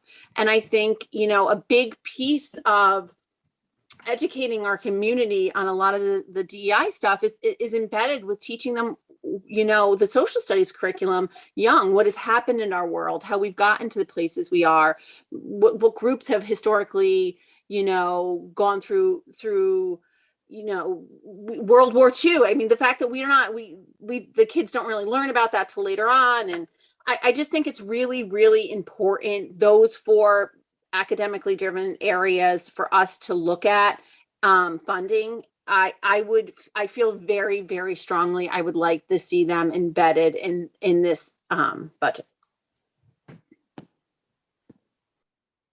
So I'll pop in. I don't disagree with any of those asks. I think that those are all valid asks. I come back to my concern with it gets to the point of we need to be able to operationalize when we ask for something. And my concern is that some of the feedback that we've heard from our teachers and staff is that there's been a lot of things that have been pushed forward and a lot of new initiatives this past year. And, you know, my assumption is that there's a few more coming down the pike for next year, so that if I don't want us to bite off more than we can actually chew. I want us to be able to come to our constituencies and say, 1 year, this is what we need and why, and then operationalize it. And then another year, this is what we need and why, and it's not going to be 17 years later. And my concern, and I'm not shooting it down in any way, shape, or form. I would actually ask that we, put it back to our administrators to see whether it's possible to do all of that work next year within this ask, and for the things that we're already asking for, so that as a community, with faith with the community, that they know that when we come to them, it's because things have been well thought out and the ask is specific and timely, so that it can be brought forward and operationalized. So if they can do those things, fantastic, I'm all behind it. Because like I said, I don't disagree with any of the things that you said, Sarah. Can I just add, sorry, just to follow on from what Sarah said, and then I don't want to take away from you either, but I agree with those. I mean, let's take the co-taught one, for example. I've literally been talking about this since I joined CPAC when my daughter was in kindergarten. She's now in 7th grade. So I get it. And I'm all over making that happen. But I think it's not as easy as just adding staff. There's a lot more that goes into it than saying, okay, we want to have co-taught classrooms, so we're just going to double our staff. That's actually not how it works. And there's a lot of work up front that has to go into that. And I think there's work we have to do in how we're structured as well, and then add that piece in. So again, I want to see it happen. I wish we'd been able to move faster on that piece, but that's one that, as strongly as I feel about making it happen, we need to do it in a way that we can actually implement it so that it's successful for our students. And I guess that's the piece that's, at this point, we're in the end of March, to add it to the list now doesn't give us the time to do that work as much as I'd like to see it happen like yesterday. You know what I mean? Mm-hmm. Yeah. Anyway, sorry. Okay. So I feel strongly about the curriculum directors. Mm-hmm. Everybody knows that. But I did talk to some people, and there's a way to do it without, I think, without this large number, right? I think it's something that the district wants, it's needed, our principals want it, and everybody, it's out there. So if we're gonna do this override, why wouldn't we put that in at this time? And it's something that can happen from within the school, and it doesn't have to be a full-time curriculum director that we bring in from the outside.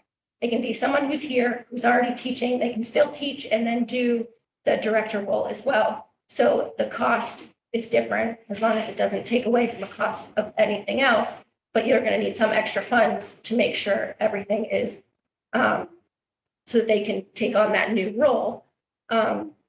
So I think we also need to think outside of the box, right? It's not bringing 2 new people. We can, and I know, because those were for the high school, and I know they want to start somewhere. And if we start small, we can start this program, get them in, see how it works. And then because they're going to want more. And everyone, and it's going to come down through the grades. And so if we start it, I think, why wouldn't we, when we know that they can implement it? Because there are people here who are willing to do the job. They just need some money to make it work. So I do feel strongly that we relook at that, we look at how much it would cost, how we can make it, maybe talk and see who would want to do that role and how we can shuffle it out, but I think it would be a good thing for us to consider again. And that's. Yeah, I just feel strongly that as we look at new curriculums and alignment and scope and sequence, that we have the people with those particular subject matter expertise on board to drive that work. It's, you know, I gave the metaphor, I think a couple weeks ago, that when a hospital is coming up with a new heart surgery program, like they bring in the cardiology people to work on that. And it's not, you know what I mean? Like we need the math, the high school math, the people that know high school math curriculum inside and out to focus on what our scope and sequence is. And I know there's one thought that we need to do all that work and then bring them in, but I think it's so important to have these people doing the work to create that. And you know, that's one of the pieces going back to making us whole. We've had over a decade of death by 1,000 cuts or reductions to keep us level service, like not even level service, to maintain this level funded idea. And I think, you know, bringing those curriculum coaches back is a step in making us whole again. And can I just say one thing to that? And I agree, but there's two different people that said there's other models of districts who have done it this way, where you bring in someone, where you take someone who's already been here to promote them to that next level. And that is how they were suggested in the first place, that it was going to be this model. What I think you're suggesting is like what we had, where like instead of doing a full-time teaching load, they do like a half-time teaching load, and yeah. But then we have to bring someone in to backfill their teaching load. To make sure that we're not taking away from, but anyway, David. So this is where I sort of step off the train, sorry, because we haven't even heard from the superintendent. We don't have the assistant superintendent here. My ask was not about saying we need an assistant principal somewhere, we need curriculum here, we need STEAM or we need STEM. That's why we have our paid professionals. And so I don't disagree either with what you're saying, Sarah. I mean, all of those things are valid programs that exist, are could be considered exemplary, that are up and coming, that are future needs. But I appreciate what Sarah said. You know, it's like there's only so much that an assistant superintendent can operationalize, or there's only so, you know, Dan just talked to us about, okay, we say, well, it's no big deal, the blocks, and it's going to be realigned. But now teachers are going to be having students coming into their classroom, so that, you know, the teachers sort of have a new program going on. We had sort of like the Bright initiative going on. There's different programs that are happening, you know, within the schools, and time on learning. I'm sure there's going to be new social emotional things that have come out of the last couple of years. And so I have a hard time sitting here advocating for something that hasn't come directly from the administrators at the various schools And you presented it. and the principal. We are getting this directly. And they withdrew it because they're not ready for it. They're not ready. Dan has been saying that we don't have a K-6 social studies curriculum, and that it is deeply problematic. What I'm saying is, if we don't have one and it's deeply problematic, then we need to purchase one, because having a K-6 formal curriculum for social studies is not exemplary. It's I would argue bare minimum. Yeah, I just think we're, well, I kind of late in the game to be putting that on the superintendent and the assistant superintendent, and kind of insisting that, hey, we're going to force this money down your throat and you better deliver this by come September 1st. And then maybe it's not the full-fledged program, and it hasn't been well thought out, and there's not the time to do it. I'm not saying those programs aren't needed, Sarah. I don't disagree. It's just all I can say is that there's only so much capacity that I have in my daytime job, and so or when you're adding new projects, you kind of have to chip away at them and prioritize. And I think that's exactly what Dr. Bucky did with his administrative staff. At least that's how it was presented. They presented their priorities of needs for an exemplary education. So I'm not opposed to it, but I have a hard time pushing money when it's not well defined at this late in the game. I think it's really, it's really hard to be in a school these past few years, and it's not normal at this point. And obviously we continue to move closer towards normal. Another good point. But it just, I worry Yeah. about the teachers within this. Like, I totally agree that we need a social studies curriculum, and it kills me that we don't have a social studies curriculum. And, there's a reason that we haven't asked for everything within the facilities assessment as well, because we can't do everything in 1 year. And so we have this prioritized list. We're going to start to chip away at it with fidelity year after year after year, so that we, the piece, like, make us whole. Like, I totally agree. I want us to be whole. And, it takes a while. Like, if you break an arm, it takes a while to fix that. If you break, 2 places in your arm, it's going to take longer. And there's going to be more, like, and this is the same thing of, like, I wish that we could just sort of wiggle our noses and be like, poof, we've got it all. We're good. It's all rolling forward. Our students are and our teachers are pushing it and killing it. And that's just not the reality. And again, it is really, really hard inside of schools right now. The kids are not back to normal, and trying to move this forward, from a social emotional perspective, I worry about that. I worry about it on the teachers. I worry about the kids' ability to do it.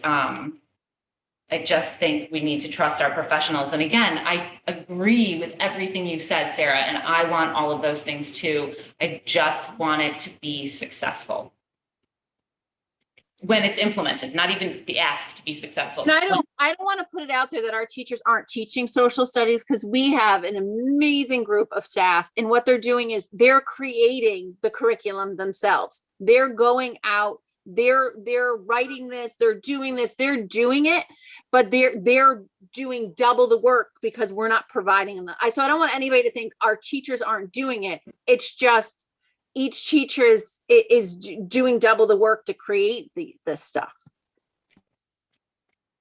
So, well, and I would push on that a little bit, that they've created these things and that they do them, and that's part of their stuff, and they obviously tweak them and everything. We've heard that the math curriculum, on top of, like, the other pieces that have been pushed forward, that to learn the curriculum is a whole other ask of the teachers, with a lot of PD involved. Nan has talked with us about the balancing of bringing in the PD that's available when you buy curriculum, to just allowing teachers to have time to get their hands in it and dive in and figure out how they want to put it forward to their students in the best way that they know their students. So I think, again, that's why we want a curriculum, so that it is aligned, and that is one of our goals. But at the same time, from the stuff that we've heard and know, I'll stop. So again, I guess I would ask that, given the asks, that we put it back to you, Dr. Bucky, and your team to consider and think about what's feasible and what makes sense. And then, as our next meeting is our hearing, but to sort of, just take it all into consideration and feel free to, if it's a good idea, to bring it forward.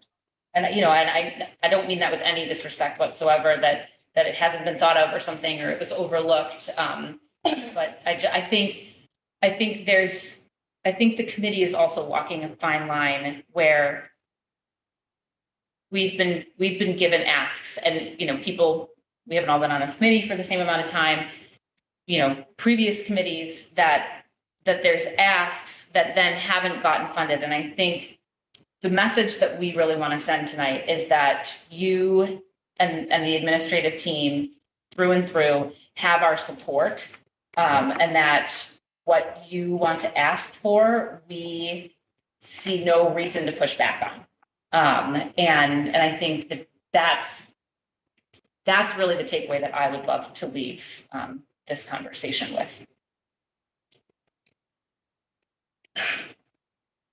I agree with what you just said, because when I said earlier that I will advocate for what the administration has asked for. It pertains to this conversation too. We've talked about this a number of times in our school committee meetings, and I'm not an educational expert. None of us on this committee are educational experts. That's why we have John and the principals and Michelle and Nan. And I'm not going to second guess what they say they need. If they say they need it, I will advocate and I will do everything I can to make sure that they have it. But I also want to make sure that they can use it. And so I'm going to advocate for what they say they need because they're the experts in their field. And our staff has been empowered, right, to reach out to the powers that be and let us know what they need. Has there been a whole staff forum? Yes, and I think Michelle would agree with that. The principals, when they met with us way back in the fall, said that they empowered their faculty to put forward requests. They empowered their team leaders or what I would call department heads to put forward the needs-based budget that we presented. And then they had that opportunity to share that with school committee in the workshop format. Okay, so just to reiterate what Sarah said, you know, the message is out there. We are going to support what you need. So if you didn't bring forth something and you need to, you have our support, and we are going to bring your requests forward. All right. Thank you, everyone. I think Emily had something Oh, else. I'm sorry. Did you? Oh, sorry. I thought I went first, and I thought you said. I was gonna bring up the curriculum. Curriculum. Oh, sorry. I feel strongly about that. but- Okay. I do think that through the chair, Absolutely. I do think that conversation nuance this evening, that if I'm hearing Emily correctly, that the curriculum coordinators are important, and through your research that there is a model, there are various models, and I think that's why we were holding off, because finding the right model, but maybe an incremental step toward that end is funding a portion of that for And next that's year, what- if I'm yes, hearing you correctly. That's exactly. Take that back to the leadership. All right. And no, I didn't mean to disrespect. I stepping on any toes or anything. I just, like I needed some more information, that's all. We all have healthy working relationships here. Yeah, So. we're up. I hear that. All right, that will move us to our schedules. So those were all in the folder. So I will ask for a motion to approve the identified schedules of bills totaling $461,629.53. Megan moved, Second. David second. Any questions on any of those? All right, Sarah Gold, yes. David Harris, Yes. Megan Taylor, Yes. Emily Barron, Yes. and Sarah Fox. Yes. Right. 5-0. Thank you, everyone, and thank you, Michelle. All right, so that leads us on to our portion of discussion items. You all will have noticed that the Coffin School use is in our folders again. There's been a lot of conversation behind the scenes with quite a few town departments about the viability of the Coffin School to be used. And Michelle, feel free to jump in here as I explain this. So you know, we all know the state of the Coffin School. We all know what's going on with it and the concerns around it. And so other departments in town, then when the library decided that that was what they wanted to use and we allowed the permission for it, other departments in town started to have concerns around the maintenance and the concerns with the boiler. And then there's concerns with electrical. The Coffin cannot sustain the air conditioning unit that would be necessary to be put into there for the library's use. And so they started to sort of think about possibly the Coffin not being the best place for them to go. There was a lot of accessibility issues.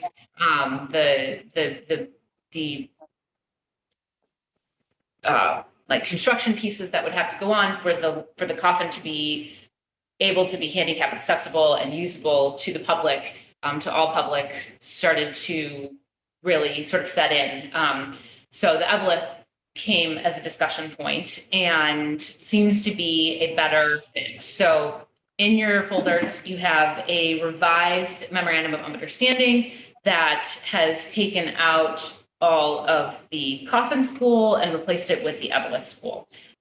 We were, and also in talks with Park and Rec, because Park and Rec has been using the Evelyn space to run some of their programming, and they seem to be on board with the library. The conversations and ironing out all of those details are still ongoing. And you'll see similar to, or the exact same as the old MOU, the dates are not put in there yet so that everything can sort of be worked out. And that no holdup occurs from us then having to pass it sort of after those details have been worked out.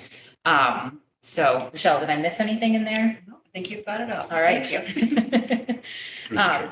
Yes. I think it's just as simple as switching Coffin and Evelyn and ironing out the details. The vote that you're taking is, are you opposed to the library using Evelyn? Right. Because our original motion, our original motion specifically stated Coffin School. So that's why we had to bring it back to everybody for additional approval. Should we make the motion to reflect that we're giving approval for that, to them to work out the details to use Coffin or Evelyn, just so if this goes back and forth, we don't keep coming back and forth? They have permission to go to either? Sure. Yeah, Dr. Bucky? There is no way they're going to Coffin. Yeah, they're not going to go to Coffin. Yeah, I would actually suggest that you rescind the motion Okay. for Coffin and replace it with Evelyn. Okay. If that's what the intention of the. So I will ask for a motion, Michelle, correct this as I'm saying if it's incorrect. I will ask for a motion to rescind the memorandum of understanding for the library to use the Coffin School and approve the library MOU for the Evelyn School. Yes. So Megan moved. Second. Emily second. All right, any So you mentioned Park and Rec, and I do understand. I mean, that obviously there is a flat gymnasium there and it's indoors, and there were some programs that can be held there, and Coffin doesn't offer that same kind of opportunity. So hopefully we have been, we're not pulling a rug out from underneath them, but granted, we'd have to have some consider, but they're good. They're good, yeah. The building commissioner has talked with Jamie from the Recs, and Dr. Bucky and Michelle have been in contact with her as well. And so what happens now? We have prolonged the existence of Evelyn, which I'm in favor of supporting Abbott Library, and here we are. We don't know what's going to happen to Coffin. Okay, I mean, I was kind of thinking, okay, maybe if the libraries were in Coffin for a couple of years, now we'd start talking about Evelyn, and is there some future decisions to be made at Evelyn? So now I think we have both of them in play, because it's going to be so difficult. But okay, I mean, how can we not support the library? They need a place to go, and I can certainly see, one level floor, level entry, no, limited stairs, not the configuration that exists at Coffin, the infrastructure that goes along with it, temporary air conditioning to maybe put in through windows. And I can hear all of that right now. It'd be so much of an easier structure to probably maintain than it would be a Coffin. So I'm in favor of moving forward with that vote. Anybody else have anything?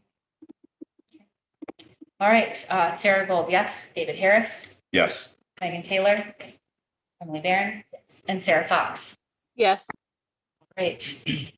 Thank you, everyone. And I'm sure the library is grateful as well. And they were a little worried that we might need to hold this off until the 7th. So I appreciate everyone's willingness to move it along. All right, so that moves us to the hiring search committee discussion. Wait, so do we not need that motion to use that? We did it. It was all. It was all in the same. We Rescind rescinded, Coffin. and then- Okay, my bad, I missed that piece. Sorry. Thank you Getting for late. making sure. The hiring search committee discussion. So we've got a few different search committees that are going forward. We've got the Brown School, we've got the Metco director, and we've got the food service director. I've talked with Dr. Bucky and Mr. Bauer about the assistant principal search. There's a little bit of mixed precedence on it. I believe when the assistant principal was hired at the Vets, we did have someone on there. We did have a representative from school committee, but then when the assistant principal was hired at Village, we did not. And in thinking about it, you can correct me if I'm wrong, I think part of the reasoning around the Vets representative was because there had been so much change in the district and sort of a little bit more institutionalized knowledge. Because in reality, we have absolutely no jurisdiction over that position in any way, shape, or form with assistant principal. So, I think you guys can override me, absolutely, but I think just in sort of choosing to be consistent one way or the other, I think not moving into assistant principal searches is what I'm suggesting. I agree. But then these other higher up administrative roles that we would have someone on there. So Food services, Brown School, Metco. yes, correct. Yep. So I know, Sarah, you had reached out to me and expressed interest in Brown. I know in previous conversations, some of us have expressed a concern over conflict of interest with having kids in the school where you would be sitting on the search committee. So I'll put that out for discussion. So I'm going to pause everybody right there. I don't think we can bring familiar status into this discussion at all and stay appropriate. Stay appropriate? What? We can't vote on someone dependent on their status as a family, like with their family. That you can't do that. Conflict of interest. The town does it all the time. So I was elected as a mother of 5, a mother of 6. So this committee is saying, as I have children through, if I were to have children in all buildings, because I have so many children, I have a problem with where this conversation's going. So I'll just give one example that I hear in town all the time. Back in the day, Harry Christensen is an example. When his son became a police officer, he recused himself. And then if there were issues related to the police department, Harry would have to recuse himself depending on what the situations were. So that's all I'm saying. That's, I think, all we're saying is you'd have to, so there are some issues there, Sarah. We're not talking about, so family does come into play. And when who was it that was on the school committee 4 or 5 years ago? Jackie Bell. Kate Lipsitz would recuse herself all the time about voting on invoices because there was somebody in the district. So I think that's all we're saying there, Sarah. I'll put forward, I actually am not able to sit. I think I'm not able to serve on the food service because one of my friends has applied. So I think that would be highly. Well, no, definitely. If a family member were applying to the position, that most certainly is. But having children in the district, I feel like you're discriminating against me because I have several children. I'll be honest. I think it's inappropriate, and I'm deeply troubled that this is a talking point. Well, if we were going to do the AP search, I have a child at that school, and I would be saying the same thing about myself. So. But you're on the SAC. I've been on this SAC since 2015. Right. I've thought it over. I see the pluses and minuses, and so that's why I'm opening it up. I'm not just saying flat out, no, we're not doing this. I'm not saying no either. I think it's very hard to go into that situation and not wear both school committee and parent. And that's not our role in these searches, right? That's why we've got 2 or 3 parent representatives. So same thing, we're looking for the village principal. If I want to be on it, then I would put my name in as a parent rep because I feel strongly about being involved as a perspective. So that's where I'm coming from. Like, I do think it's very difficult not to wear both hats. And that's a goal in this search. Our role is purely as a school committee member.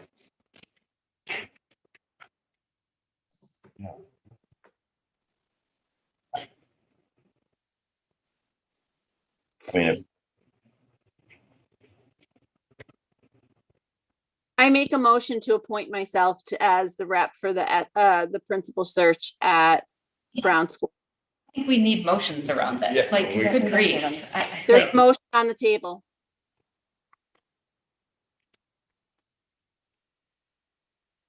all right, it feels good to get a second. So Okay, I don't think we need motions. I'm going to change the conversation. Sarah, I think you should be our school committee rep for the Brown business. That's my recommendation.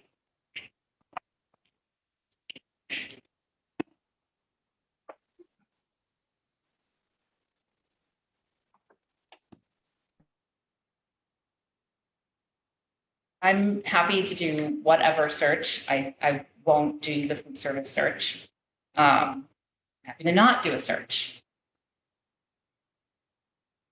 Same as I've said every time this has come up for like the last many searches.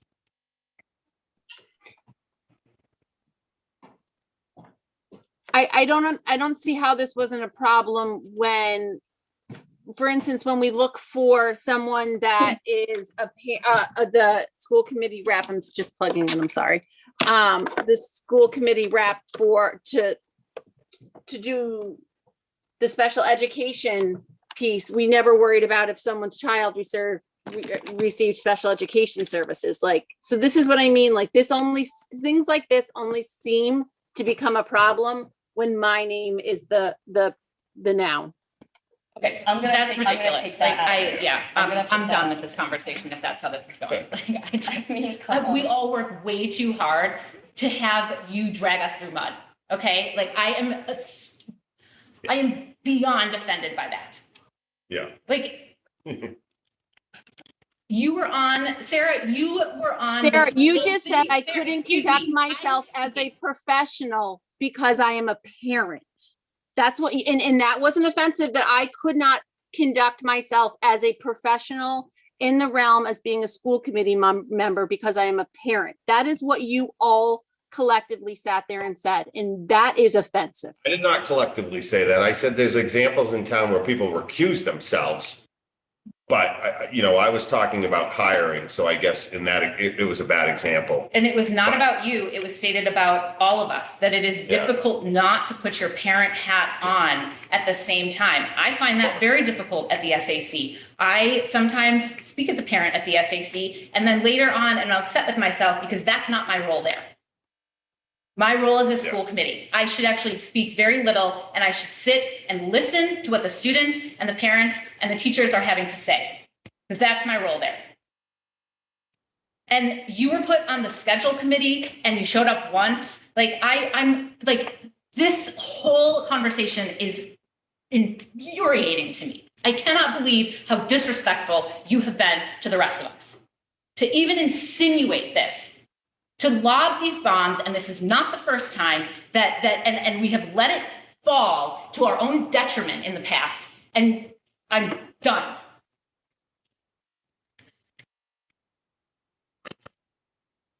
Yep.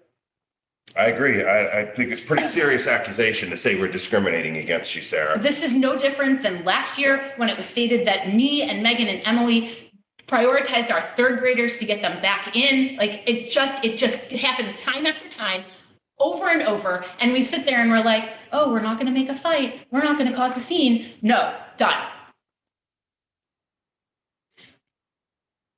I will not be accused of that kind of nonsense. I spend too much of my time, too much of my effort, too much of all of it to be dragged through the mud like that. It is disrespectful and hurtful and completely untrue.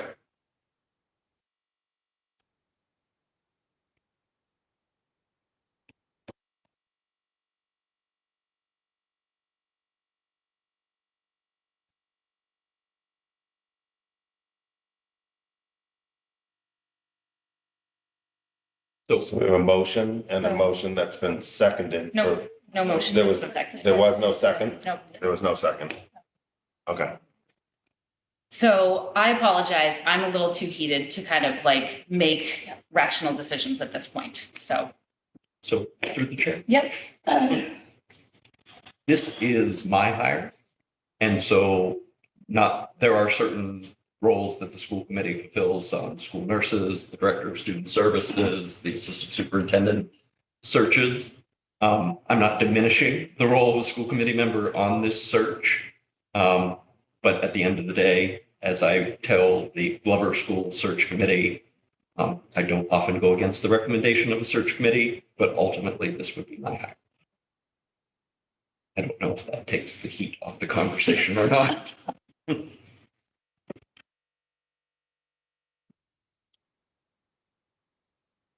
I have to defer to the vice chair on this. I really do. So I'm sorry. I'm sorry to put you in that position. Okay. This is, We can table this as well. well, we can't really because we want to get the ground search underway. Yeah, So this is my recommendation. I recommend that Sarah is our school committee rep on the Brown principal search. I recommend that Sarah is our school committee rep on food service. And I would recommend either Emily or I on the Metco just. So Emily, you want to do it? That's fine. That's my recommendation. So.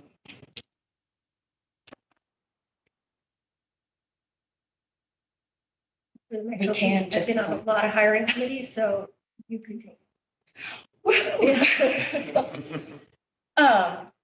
It is the discretion of the chair to make these assignments anyway.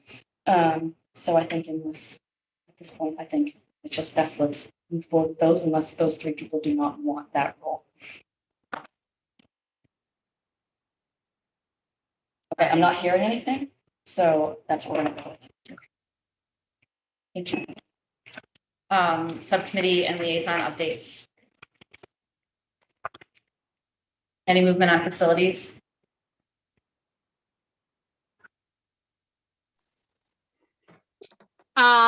Michelle was going to get back to us when we're ready, when we have finalized numbers from the town on that, so that we can move forward on that piece. Any work done on buildings and properties?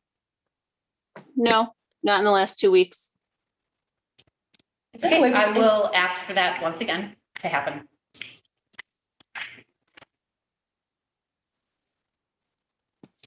Any other updates? There'll be a building committee meeting next Thursday. We'll post that. It's pretty much to just approve some closeout invoices and give a look ahead for the final work to be done. It'll be short and sweet, but it'll be on Zoom and posted next week. All right, great. Any new business? I will just remind everyone that we've got our budget hearing in 2 weeks, and that it will be so that there are no hiccups with any kind of technology. It will be fully on Zoom, not in person at all. 3 weeks. Nope, two, on the 31st. The 31st. Yep, our next regular meeting is 3 weeks from tonight. Oh, pardon me. Okay, right. 33. Just add Okay. new business. Yeah. Can we, going off what Monique said in her public comment, can we put the Metco director as an agenda item?